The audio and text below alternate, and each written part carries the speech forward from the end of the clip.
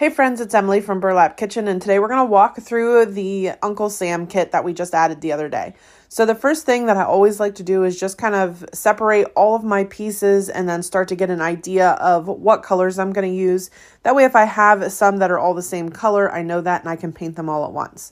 So then I'm going to start painting the beard and the mustache. I know that I want those white, so I'm going to use my vintage white, and I'm just using a makeup sponge to apply the paint. Next, I'm going to move over to the hat, and I'm going to paint that a navy blue. So I'm just going to paint that here with my navy blue color, and of course, once I get that painted, I will have to let that dry. And now we're just going to give it a quick dry here with the blow dryer. Now I'm going to move over to the hat rim, and I'm just going to paint that with red. This was one that I had mixed up, this red, but it's more like, I would say, like a flamenco red that you can get at Walmart. And the nose, for the nose, I did a light mocha. And again, I'm just using the makeup sponge to paint those. Now, I decided I wanted some pinstripes on this hat. And this part tripped me up a little bit just because of the shape of the hat. It was hard to get everything straight with the tape. So at first I was going to pull every other. And then I decided I wanted the stripes even thinner than that. So I just kind of spaced them out the best that I could. And just sort of exposed the parts that I wanted to paint. And like I said, I just got real thin stripes on this. And I did need 2 coats of paint, so make sure you paint it and then give it a good dry and then go over it with a second coat. And then we're just going to take this paint off. Or not paint, tape. So once we get that off, I did touch up the corner a little bit. And then, of course, you have to make sure everything is super dry before you start standing, or you will scuff your white paint.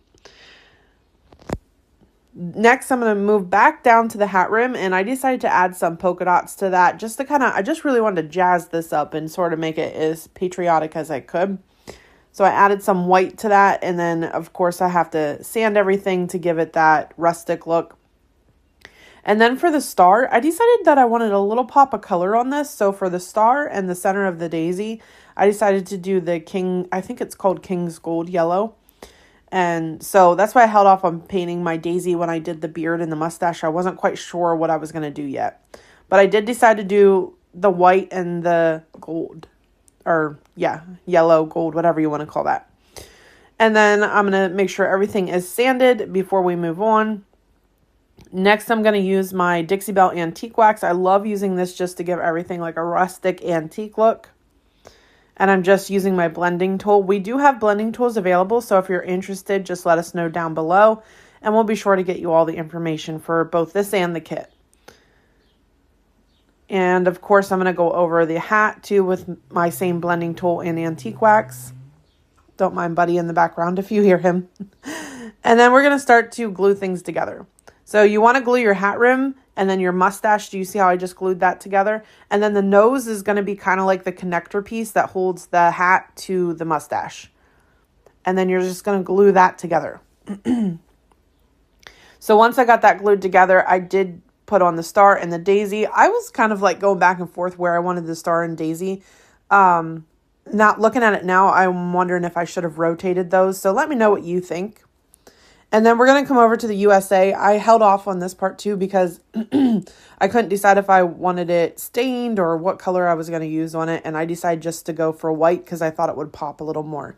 So I did distress that and use the antique wax on that as well. And then I just glued it to the hat rim. Next, I just took some wire and looped that around so I could hang it. And last, I used some raffia to make a little bow and just glued it up in the corner.